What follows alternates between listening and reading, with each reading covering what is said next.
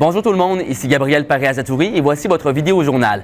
Air France s'installe à l'aéroport de Québec. À compter d'aujourd'hui, les voyageurs peuvent profiter d'une liaison directe Québec-Paris. 3 vols par semaine auront lieu entre les aéroports Jean-Lesage et Paris-Charles-de-Gaulle les mardis, jeudis et samedis jusqu'au 27 octobre prochain. Québec devient la 4e ville canadienne après Montréal, Toronto et Vancouver à recevoir des avions d'Air France. Les vols peuvent accueillir jusqu'à 224 passagers. L'aéroport de Québec se réjouit de l'arrivée de ce géant, présent pour la première fois de manière permanente à son terminal. Ces 3 liaisons donnent accès aux plus de 800 vols quotidiens qui transitent par Paris-Charles-de-Gaulle. Et parlons maintenant arrosage de pelouse. Des restrictions ont été annoncées par l'administration Marchand pour éviter le gaspillage de l'eau potable.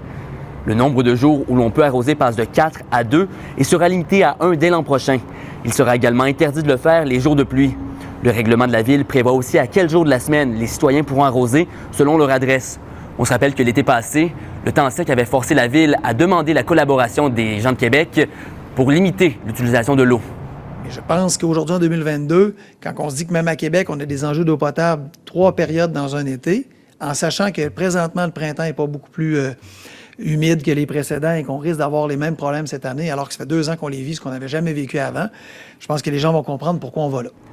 Et voici des images spectaculaires du fleuve Saint-Laurent qui a débordé mardi matin dans le secteur d'Alousie en raison des précipitations et des vents forts.